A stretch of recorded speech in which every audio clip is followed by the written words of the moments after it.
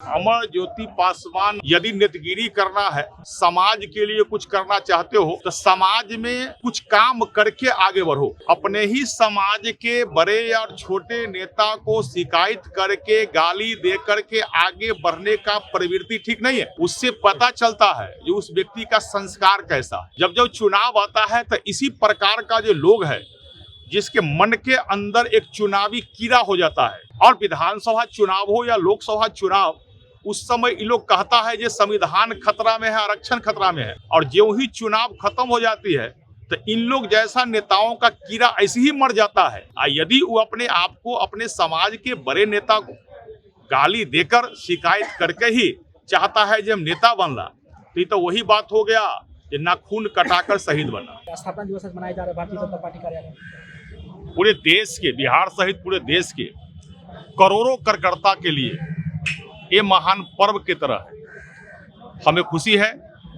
कि 47 वर्षों के बाद दुनिया के सबसे बड़ी पार्टी के कार्यकर्ता बनने का सौभाग्य प्राप्त हुआ है, और भारतीय जनता पार्टी के 47वां स्थापना दिवस के अवसर पर भारतीय जनता पार्टी के उन करोड़ों कार्यकर्ताओं को मैं आभार प्रकट करता हूं, जिनके कारण पार्टी दुनिया के सबसे बड़ी पार्टी बना है। और उन महान आत्माओं को नमन करता हूं। 6 अप्रैल 1980 की पार्टी की स्थापना हुई थी। हमारे प्रथम राष्ट्रीय अध्यक्ष श्रद्धेय अटल बिहारी वाजपेयी जी, श्यामा प्रसाद मुखर्जी जी, पंडित दीनदयाल उपाध्याय जी सहित उन महान आत्माओं को भी प्रणाम करता हूं, जिनके कारण ये पार्टी दुनिया के सबसे बड़ी पार्टी तो बनी है। और धन्यवाद देते हैं दुनिया का सर्वश्रेष्ठ नेता, भारत के यशस्वी माननीय प्रधानमंत्री नरेंद्र मोदी जी को, जिनके अथक प्रयास से, दिन रात का मेहनत से आज भारत विश्व गुरु बनने की ओर चल चुकी है और दुनिया का तीसरी अर्थव्यवस्था वाले देश बनने की ओर चल चुकी है। ये भारतीय जनता पार्टी के कार्यकर्ताओं का एक बहुत बड़ा देन है, जो भाजपा के कार्यकर्ता दिन रात मेहनत करके अपने लिए राष्ट्र सर्वोपरि है, इसके मनोवृत्ति के साथ हमेशा देश और पार्टी की सेवा करने के लिए तत्पर रहते हैं। सर, एक अमर ज्योति पासवान जी ने एक बड़ा सवाल खड़ा किया है कि पासवान अगर पीछे है तो उसका जिम्मेदार बड़े पासवान नेता है।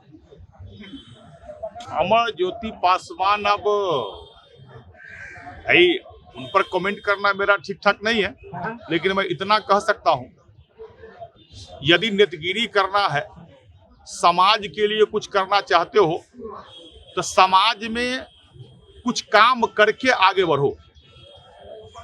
अपने ही समाज के बड़े और छोटे नेता को शिकायत करके, गाली दे करके आगे बढ़ने का प्रवृत्ति ठीक नहीं है।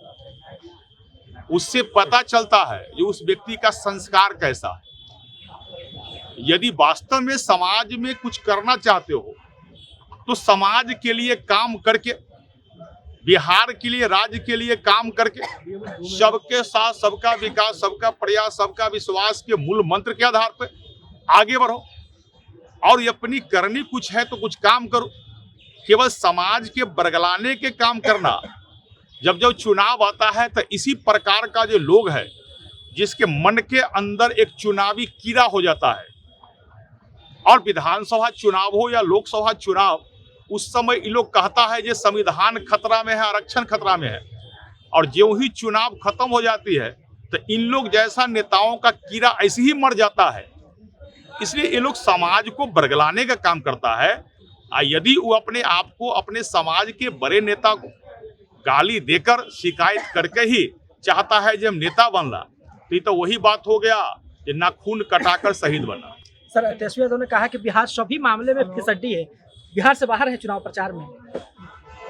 तेजस्वी यादव जी को, राहुल गांधी जी को बिहार से और देश से कोई मतलब नहीं है। ये लोग एक ही खेत के चट्टा और बट्टा है।